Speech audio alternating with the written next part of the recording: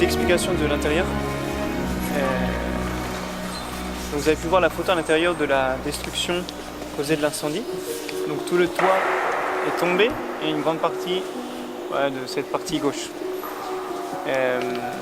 Et donc en fait elle a été reconstruite et en la reconstruisant ils ont changé des petits détails, même s'ils ont conservé quand même le style général. Vous allez voir d'autres basiques qui sont construites dans un style baroque. Le baroque, vous allez voir, il y a beaucoup plus de formes bizarres, okay, des formes qui sont arrondies, etc. Avec beaucoup de décoration. C'est Jésus, voilà, au centre.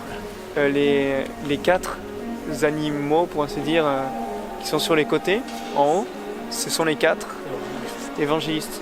Alors, il y a un aigle, il y a un homme, il y a un taureau et il y a un bœuf. Ah oui, un bœuf. Non, un taureau et un lion.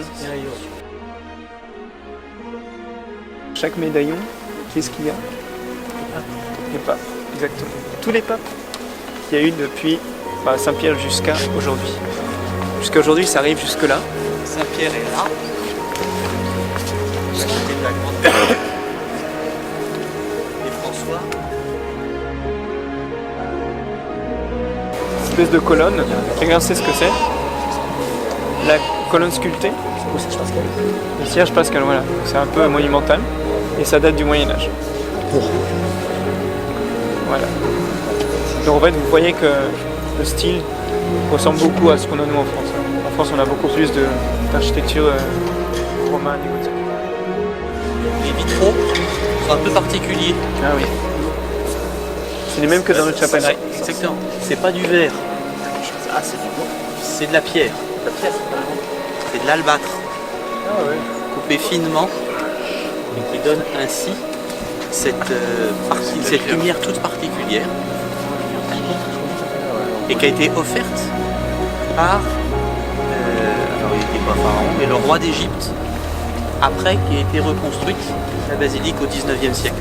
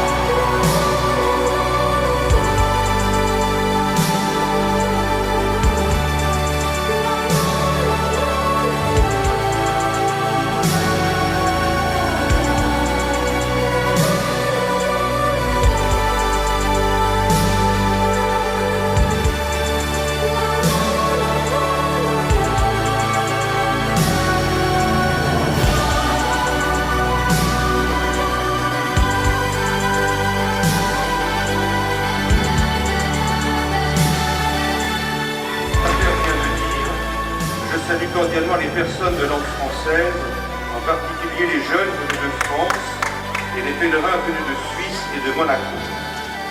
Je vous invite, à l'occasion de votre pèlerinage à Rome, à refaire l'expérience de cet immense amour paternel que Dieu a pour nous, afin de le faire découvrir aux autres. Que Dieu vous bénisse.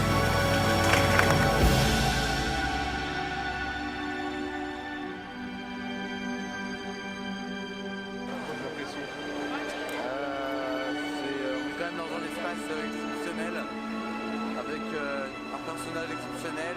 On est 6000 personnes à pouvoir écouter ce grand pape, donc très grande fierté je pense pour tout, c'est ça rencontrer là. Là c'est pour avoir un là, le père est là et le pape est là. On est là et on a des impressions là. Regardez, ça va pas la première raison,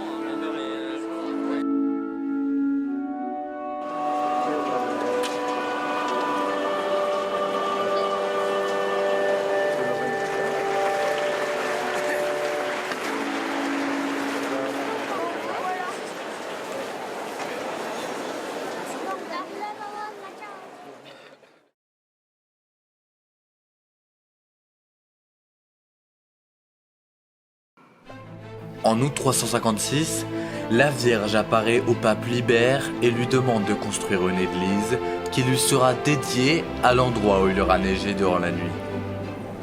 Le 5 août au matin, une procession se dirige vers la colline de l'Esquilin indiquée par la Vierge pour y découvrir un espace recouvert de neige. Le pape Libère construisit un premier édifice à cet emplacement. Sainte-Marie Majeure est aujourd'hui l'une des 4 basiliques majeures de Rome et fait partie des 7 églises de pèlerinage.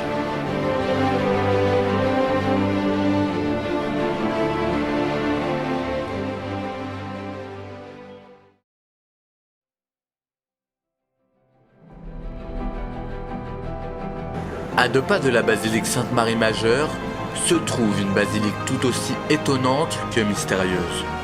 En effet, érigée à l'emplacement d'une ancienne église, la basilique Sainte-Praxède fut construite au IXe siècle après Jésus-Christ sous le pontificat du pape Pascal Ier. Elle comporte notamment 3 nefs qui structurent l'édifice ainsi que de nombreuses mosaïques. Ce lieu contient notamment une relique importante de la chrétienté, un fragment de la colonne à laquelle le Christ avait été attaché pour être flagellé.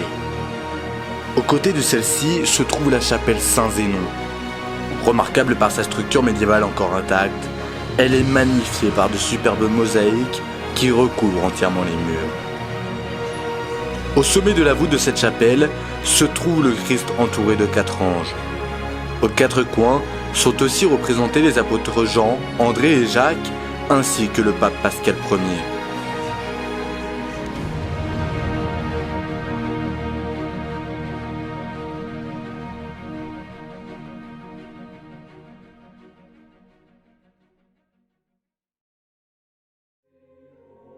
Après avoir rapidement découvert la basilique Saint-Pierre, nous nous dirigeons vers la crypte pour y célébrer notre messe quotidienne.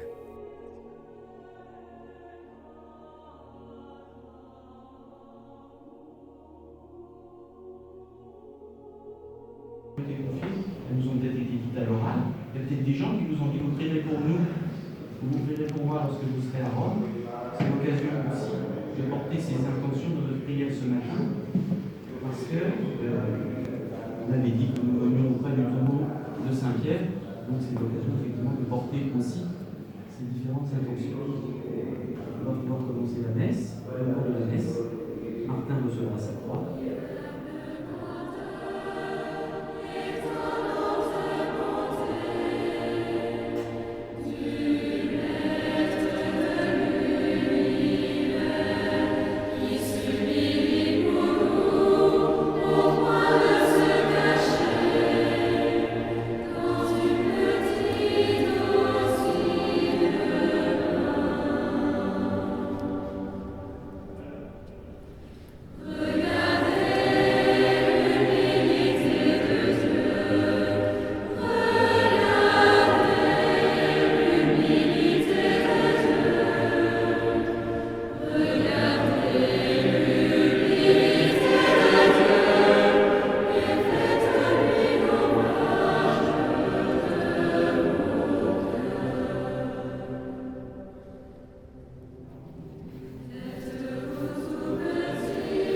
suite à cette messe, alors que nous remontons vers la sortie, nous passons devant une des chapelles les plus connues au monde et une des plus importantes pour l'Église catholique.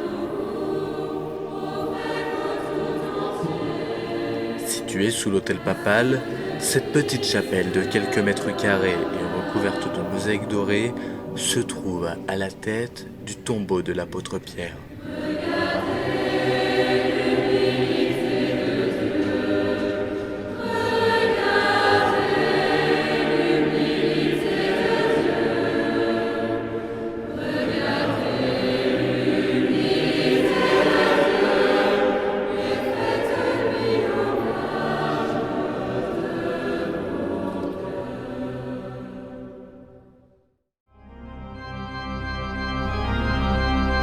La chaire de Saint-Pierre, exposée comme relique solennelle de la basilique, est sublimée par ce vitrail avec en son centre une colombe. Cette chaire est l'expression symbolique de l'autorité exercée par l'évêque de Rome, successeur de l'apôtre. Église où, quand il y a la messe, on peut tenir jusqu'à 20 000. 20 000 personnes. Ah oui, pas 20 000 oiseaux. 20 000 personnes assises. En plus.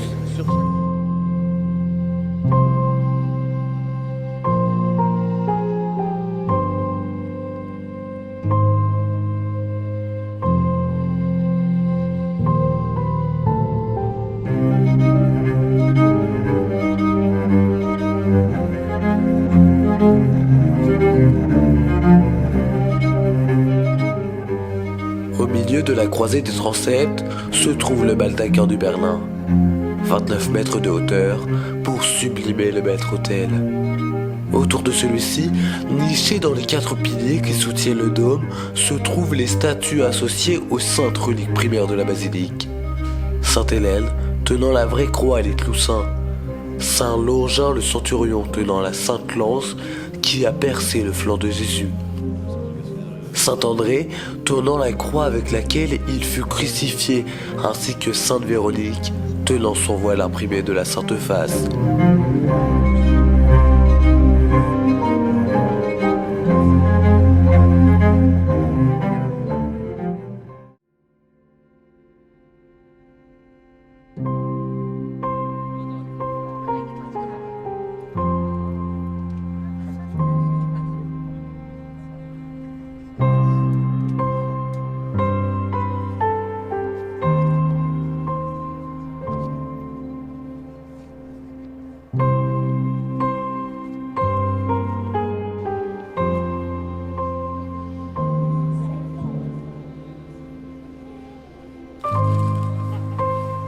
C'est au cœur du Vatican que les servants d'autel vont pouvoir découvrir toute la grandeur de la basilique Saint-Pierre de Rome.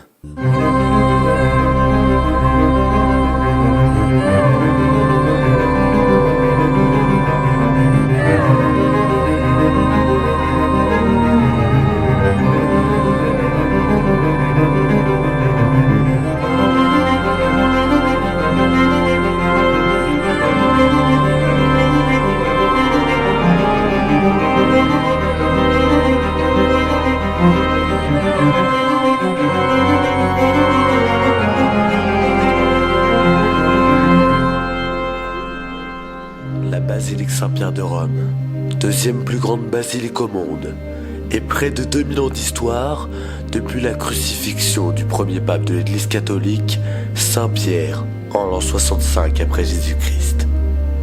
Aujourd'hui, elle accueille des millions de visiteurs et de pèlerins venus des 4 coins du monde.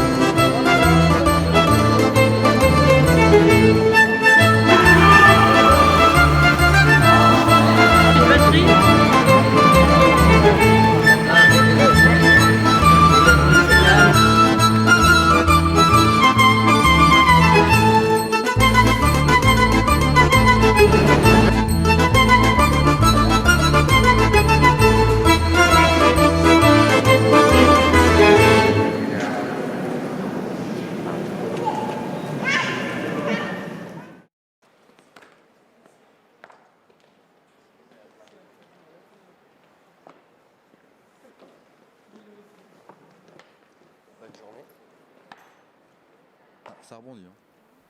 Créée le 22 janvier 1506 sur l'ordre du pape Jules II pour assurer la sécurité du Vatican et du pape lui-même, la garde suisse est aujourd'hui la deuxième plus petite armée du monde avec 110 militaires. Nous sommes justement partis à la rencontre de l'un des leurs.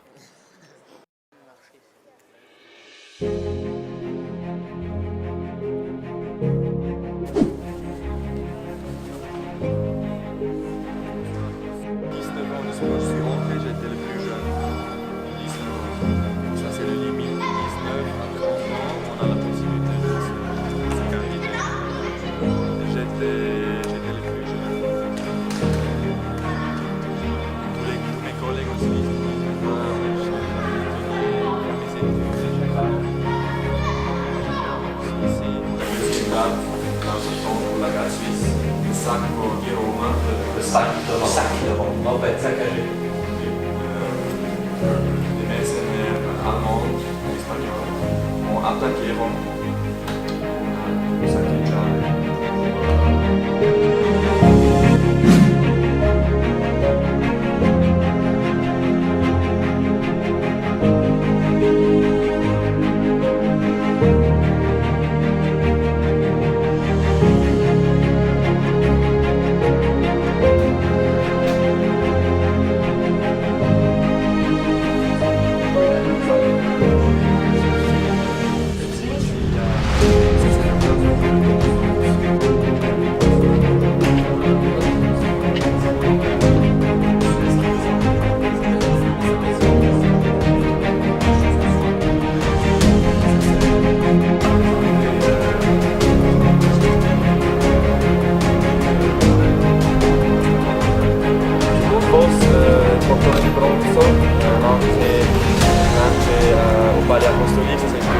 La relève tous les 2 heures. Et l'arco delle campane près de la basilique de Saint-Pierre, c'est chaque heure.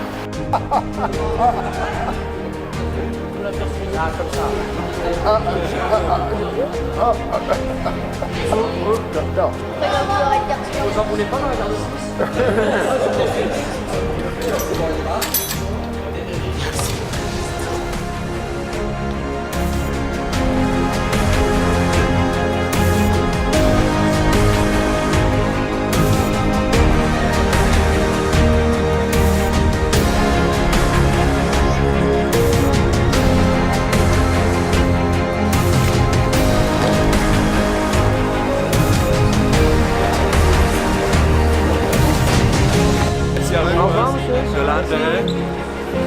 Noi ci sentiamo.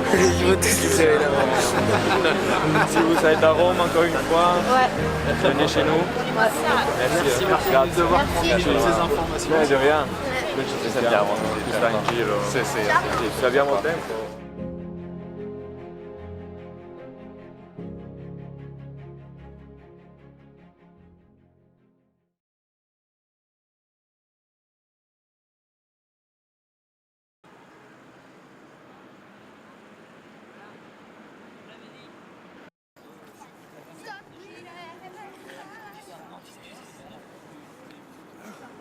Il n'y a rien sous l'hôtel. Alors, effectivement, du coup, on n'est pas là, on n'est pas comme on a eu l'habitude lorsqu'on était à Saint-Pierre ou à Saint-Paul d'avoir le tombeau des saints. Là, l'hôtel est quand même effectivement au centre comme d'habitude, avec un ciborium par-dessus comme on en a l'habitude. On dit que la relique qui est à l'intérieur de l'hôtel serait une relique, une charpente en fait sur laquelle de l'autel de Saint-Pierre, sur lequel Saint-Pierre célébrait la messe. Parce que peut-être que vous ne le savez pas, mais dans tous les autels, il y a toujours une relique. Il y a une relique d'un martyr, c'est-à-dire de celui qui a donné sa vie pour le Christ. Dans cette église, bon, vous voyez à nouveau un plafond doré, ça on est presque habitué. Un sol qui ressemble à celui de Sainte-Marie Majeure, avec des mosaïques qui ressemblent à celles de Sainte-Marie Majeure. Donc selon le style de la famille Cosma, la cathèdre du pape. C'est quoi la cathèdre du pape? Voilà, c'est son siège. C'est le siège de l'évêque. Et il est toujours nettoyé. Le siège de l'évêque, la cathèdre du pape, elle est juste. Donc quand il vient dire la messe ici, il va s'installer dans sa cathédrale. Comme à Angers, Monseigneur Delmas, quand il va s'installer à la cathédrale à Angers, il va sur le siège qui lui est réservé qu'à lui. C'est sa cathédrale.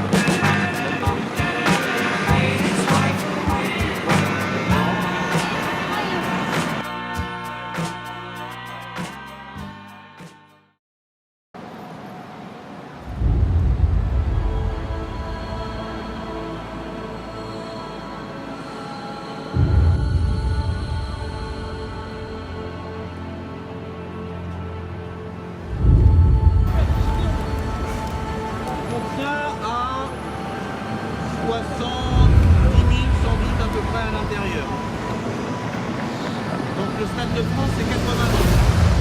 Donc, on pourrait faire des choses il y a 2000 ans. C'est les stades, ça c'est le stade de l'époque.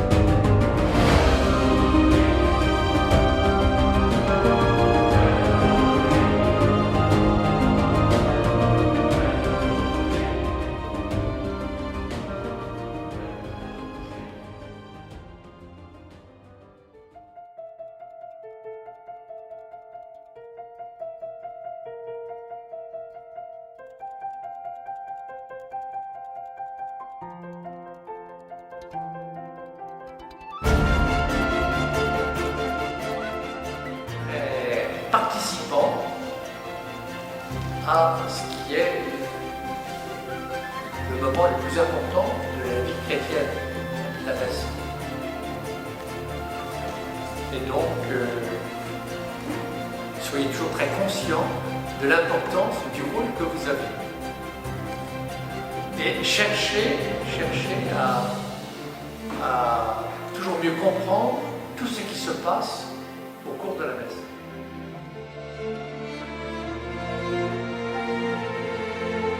Le Vatican, c'est le nom d'une colline, comme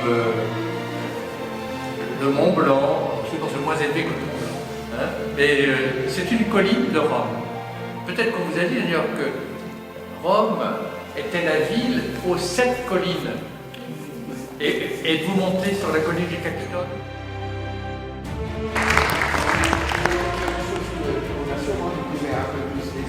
C'est la dimension universelle de l'Église. Et ça c'est drôlement important.